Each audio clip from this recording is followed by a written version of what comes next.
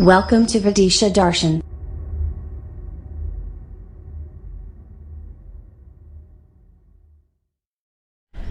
नमस्कार मित्रों, विदिशा दर्शन में आपका एक बार फिर से स्वागत है।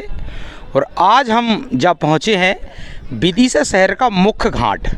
मुख्य घाट तो सभी हैं, लेकिन विदिशा शहर का एक मुख्य घाट है चरण तीर्थ स्थल। भगवान राम के चरण जिस घाट पर पड़े, मित्रों आज हम उस घाट पर पहुँचे हैं और उस घाट पर अलग अलग मंदिरों की हम आपको दर्शन कराएंगे और विस्तृत हम जानकारी देंगे। और हमारे बीच में हैं विदिशा शहर के जानेमान इतिहासकार और संस्कृति कर्मी परम सम्मानीय गोविंद देवलिया जी। और गोविंद देवलिया जी लगातार हमारे साथ धार्मिक स्थलों और ऐतिहासिक स्थलों की चर्चा, परिचर्चा और दर्शन आपको करा रहे हैं। इसी कड़ी में आपका पुनः स्वागत है। अब मैं माइक दे रहा हूं हमारे सम्मानीय देवलिया जी को। आपका स्वागत है। धन्यवाद राजकुमार जी। जैसा कि इन्होंने कहा, विदिशा दर्शन की इस श्रृंखला में हमने बाढ़ वाले गणेश जी मंदिर से शुरुआत करते हुए बंगला घाट, भैरव बाबा घाट, महल घाट और बब्बू भैया घाट तथा राम घाट की चर्चा आपसे की है।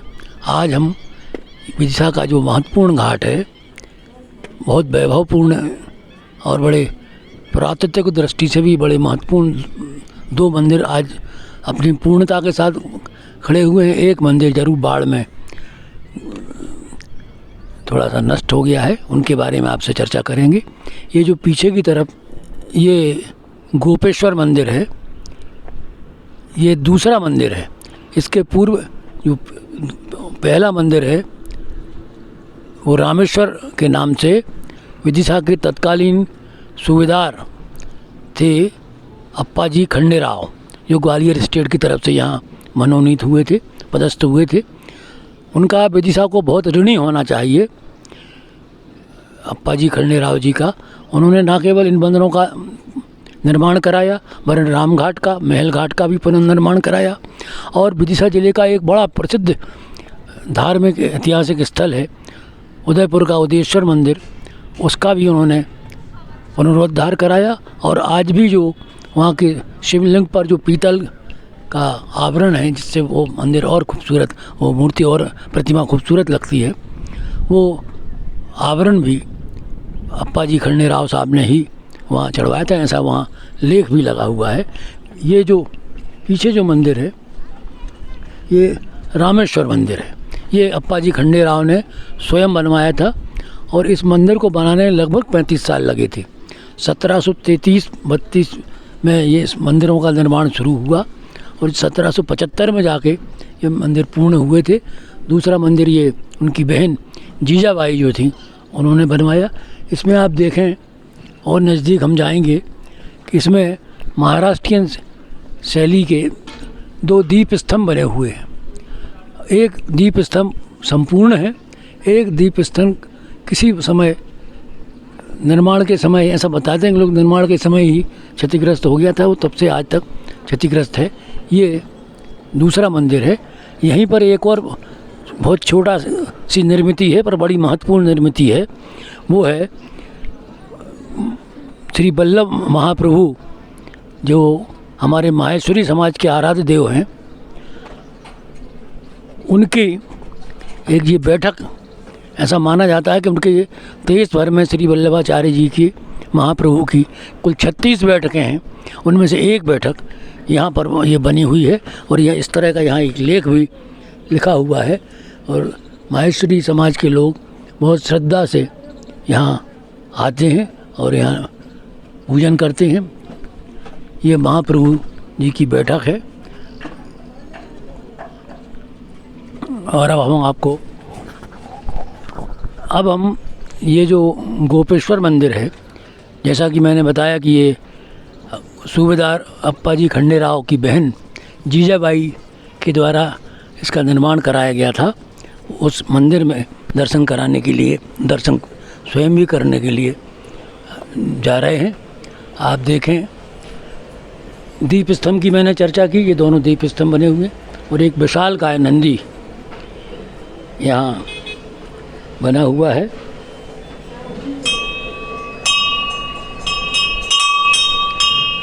ये बहुत प्राचीन तरह की छत, पूरे पत्थर के खम्भों पर बना हुआ है मंदिर, यही आधार है और यही इसकी मजबूती का कारण भी है।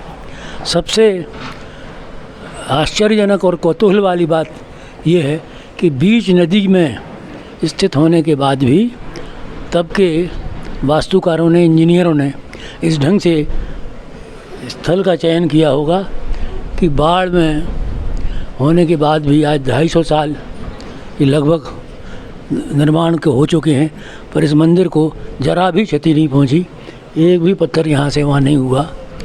और बाढ़ के समय, बरसात के समय हम लोग खुद आके देखते हैं तो मुक्तिधाम जो पीछे रह गया है उसके घाट से या पुल से जब देखने आता तो अकेला शिखर दिखता है, कभी कभी तो केवल झंडा जो लगा है शिखर के ऊपर वो अकेला द्रष्टव्य होता है। मैंने अर्थात इतना पानी यहाँ भर जाता है कि दोनों मंदिर पूरी तरह से डूब जाते हैं। उसके बाद भी आज तक इन मंदिरों का कोई क्षति नहीं पहुँची। ये अद्भुत कौशल है इनके निर्माणकर्ताओं का। ये गोपेश्वर जी महादेव का मंदिर, शिवलिंग अंदर, पुजारी जी चले गए हैं, फिर भी हम कैमरे से कोशिश करेंगे कि आपको शिवलिंग के दर्शन हो सके।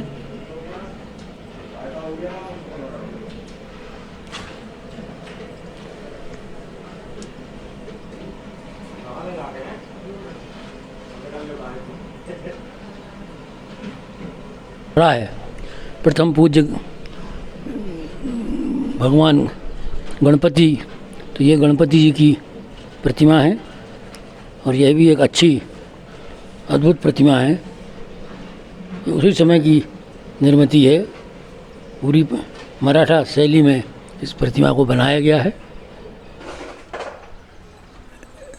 जैसा कि मराठा कालीन मंदिरों की एक परंपरा है कि वो मंदिरों के सामने दीप मालिका, दीप स्तंभ जरूर वो वहाँ उनके मंदिरों में बनते हैं। आज भी हम हरसिद्धि का मंदिर उज्जैन का देखें, हमारे बासुदा में ही जगदीश जी का मंदिर है, बैदनखेड़ी में, अन्य जगहों पर जहाँ भी देखें, ग्वालियर में कई मंदिर हैं जहाँ इस तरह के भव्य दीप स्तंभ बनाए जाते हैं। और इन दीप स्तंभ में एक पाँव रख के चढ़ने का होता है, जैसे ये एक है, ये पैर रखने का है। और ये आप देखें यदि नज़र डालें इन पे तो ये दीप जैसा की आकृति है, इसमें तेल भरा था ये पुत पुत के लोगों ने बाहर ने सत्ता भर दिया, फिर भी स्पष्ट दिख रहा है।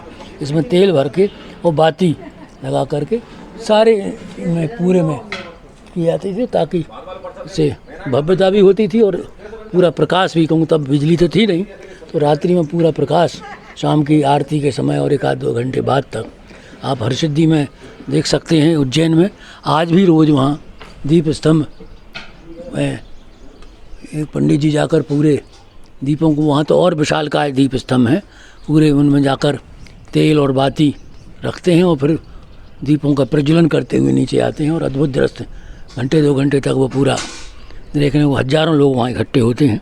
तो इसी तरह से ये दीप स्तंभ यहाँ बनाए हैं और हम कल्पना ही कर सकते हैं कि निश्चित रूप से उस समय जब तक खंडेराव जी का या सिंधियाज का शासन होगा तब तक जरूर ये यहाँ रोज़ प्रज्वलित होते होंगे और अद्भुत छटा इन मंदिरों की दिखाई देती होगी। अब हम जो यहाँ का प्रमुख मंदिर है, जो सूबेदार अप्पा जी खंडेराव ने बनवाया था,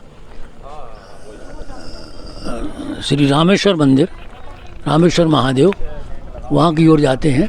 इसका नामकरण रामेश्वर इसलिए है कि सामने ऐसी मान्यता है, जनश्रुति है और लोग पूजा भी उसी नाते करते हैं कि यहाँ भगवान श्री राम के चरण बने हुए हैं, तो इसलिए राम ने आकर यहाँ पूजन की तो एक इस तरह से उसका नामकरण अप्पा जी खंडेराव ने रामेश्वर मंदिर रखा होगा। ये जो पीछे सती दिख रही हैं, सती के स्तंभ लगे हुए हैं, यहाँ है एक विशालकाय शिवलिंग भी पीछे है। कुछ सती इधर नीचे इस मंदिर के में एक गर्भगृह जैसा है प्रथम मंजिल में, उसमें भी कुछ सती स्तंभ लगे हुए हैं। ये कहा जाता है कि ये भृगुवर्य भार्गव ब्राह्मणों का यहाँ श्मशान था और उनके यहाँ जो सती होती थी उनकी स्मृति में ये सती स्तंभ लगाए गए हैं। ये जो मैं आपसे कह रहा था कि ये जो प्रथम तल पे यहाँ भी ये सतियाँ अंदर आप देखें तो सतियों के स्तंभ हैं और अप्पा जी खंडेराव ने उनकी मान्यता बनी रहे और कोई उनको विचलित ना करे, इसलिए बड़ी सुरक्षित ढंग से उनको यहाँ ज्यों का त्यों जिस जगह वो लगी थे वहीं लगी रहते हुए और उसके ऊपर छत करके और इस तरह से मंदिर का निर्माण कराया है। यह भी एक और विशाल शिवलिंग है। यहाँ भी श्रद्धावश लोगों ने चरण बना दिए हैं क्योंकि चरण तीर्थ है, तो ये जगह जगह आपको कई जगह चरण मिलेंगे। आगे भी हम आपको चरण की जानकारी देंगे। अब हम चरण तीर्थ मंदिर का जो प्रमुख मंदिर है श्री रामेश्वर मंदिर, जो चरण तीर्थ कहा जाता है, तो यहाँ 2-3 जगह श्रद्धावश कहिए धार्मिकता बस चरणों की आकृति 2-3 जगह बनी हुई है। एक प्रमुख आकृति मंदिर के ऊपर ये जो बनी हुई है, ये जन मान्यता है कि ये भगवान श्री राम के चरण हैं जो नदी के नीचे थे, उनको उनकी अनुकृति बना करके यहाँ बहुत श्रद्धा और सम्मान के साथ यहाँ विराजित की गई है। ये भगवान राम के चरण हैं। भगवान राम के चरण होने का अर्थ ये है कि ये एक जन मान्यता है कि भगवान राम बन जाते समय अथवा राज्याभिषेक के बाद अपने पिता का तर्पण करने पुष्कर जाते समय विदिशा से निकले होंगे, तब यहाँ च्यवन ऋषि का आश्रम यहाँ पर था और च्यवन ऋषि से मिलने भगवान राम यहाँ आए होंगे और तब उनके यहाँ चरण पड़े। ये एक जन मान्यता है और एकाधिक पुराणों में इसका वर्णन भी है कि वो पुष्कर जाते हुए विदिशा के पास से उनका यहाँ आगमन हुआ और यहाँ से वो निकले। राम वन के जो यात्रा का अभी तक का इतिहास जानकारी मिली है, उसमें कहीं इस बात का जिक्र नहीं आता कि वो राम अपने बन जाते समय विदिशा पर से निकले होंगे। उसका रूट अलग है, चित्रकूट से सतना राम वन होते हुए सीधे दंडकारंठ मिलियो बिलासपुर के आगे है और वहाँ से रामटेक नागपुर और फिर नासिक जाते हुए पंचवटी से वो पूरा एक अलग रूट है उनका। जो रामपथ निर्धारण समिति भी शासन ने बनाई, उसने वही पथ निर्धारण किया है। यहाँ दूसरी संभावना ज़रूर है कि वो पुष्कर जाते हुए राम यहाँ च्यवन ऋषि से मिलने आए होंगे, तो ये च्यवन तीर्थ होगा इसका नाम, अथवा राम आए उनके चरण पड़े। च्यवन तीर्थ का अपभ्रंश भी चरण तीर्थ हो सकता है अथवा राम आए इस नाते भी चरण तीर्थ, और यह प्रचलन में आ गया है और ये चरण तीर्थ है। और ये जो मंदिर है यहाँ देखें आप, विशालकाय शिवलिंग है। ये उसके जलेरी के ऊपर श्रद्धावश संगमरमर का वो आवरण हो गया है, अन्यथा पूरा शिवलिंग ये जो इसका फर्श का जो स्तर है यहाँ से लेके वहाँ तक ये शिवलिंग इतना बड़ा भी हम लोगों ने देखा है। और ये उसी पत्थर का है जैसा पिछले गोपेश्वर मंदिर में हम देख के आए, लगभग वही मूर्ति वैसे ही उसी पत्थर का इसमें भी। और आप देखें कि ये इसकी जो दहलान है वो ज़्यादा विशाल है। ये एक क्रम में 4 खम्भों वाली दहलान है और गोपेश्वर मंदिर में कुल 3 खम्भों की दहलान थी, इसकी दहलान थोड़ी बड़ी हुई है। और इसकी छत भी विशाल है। छत पे भी एक साथ 50 आदमी 100 आदमी बैठ सकते हैं, छत और दलान मिलाकर।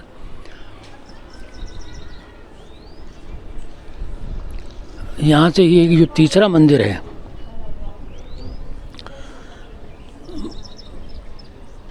महेश्वर, जो इधर सामने आपको दिख रहा होगा पूरब दिशा की ओर, ये महेश्वर मंदिर है, जो स्थानीय ठाकुर परिवार, जो हवेली वाले ठाकुर साहब कहलाते हैं, जिन्हें ग्वालियर स्टेट की तरफ से राजा का खिताब और दर्जा हासिल था, ये मंदिर उन्होंने बनवाया था। और चूँकि जैसा मैंने शुरुआत में कहा था कि इन दोनों मंदिरों के बनवाने में ऐसे वास्तुकार और इंजीनियर थे कि उन्होंने पानी के कटाव का पूरा ध्यान रखा, इसलिए तमाम तरह की बाढ़ के बाद भी ये दोनों मंदिर रामेश्वर और गोपेश्वर हमेशा सुरक्षित रहे। और दुर्भाग्य से उसका स्थल चयन सही नहीं था महेश्वर मंदिर का, तो वो बाद में कभी, मंदिर तो बहुत अच्छा दिख रहा है, उसका शिल्प भी अच्छा है, बारादरी टाइप अभी भी एक दलान दिखती है। तो जहाँ आज भी बड़ी हवेली वाले ठाकुर साहब के परिवार में कोई मृत्यु होने के पश्चात जो शुद्धि की पूजा होती है, अन्य लोगों की ये पूरा फर्ज है, इधर होती है, पर उनके परिवार के लिए जो है उसी बारादरी या दलान में उनके यहाँ की पूजन होती है। ये पूरा एक मंदिर था, उसका कलश भी, वो पीछे जो खेत दिख रहा है उसका कलश अभी भी आज भी वहाँ पड़ा हुआ है। संभव हुआ तो अभी हम आपको वहाँ तक भी ले चलेंगे। राम वनगमन की जो चर्चा मैंने की थी, एक मंदिर वहाँ दिख रहा है, वो थोड़ा सा उसका कलश दिख रहा है, वहाँ हम अगली यात्रा में आपको ले चलेंगे। उसको त्रिवेणी मंदिर कहा जाता है, क्योंकि आगे जाके बेतवा और बैस का मिलन हो गया है, यानी दो नदियाँ मिल गई हैं, इसको त्रिवेणी कहते हैं। त्रिवेणी मंदिर जो है वो केवल राम और लक्ष्मण का मंदिर है। उससे भी इस बात पर बल मिलता है कि राम और लक्ष्मण अकेले आए होंगे, और दोनों जो मूर्ति है वो वनवासी राम जैसी मूर्तियाँ हैं। उसके बारे में आपको हम अगले वीडियो में जानकारी देंगे। चरण तीर्थ के इस रामेश्वर मंदिर की एक दो विशेषताएं और उल्लेखनीय हैं। यहाँ से आप देखें, दिखाओ, ये आकृति जलेरी जैसी आकृति है। किसी भी शिवलिंग की जो जलेरी होती है, ये जलेरी जैसी आकृति है। और ऐसे नज़र डालें तो जैसे बीच में शिवलिंग हो और ये जलेरी हो, इस तरह का भी ये आकृति आभास देती है।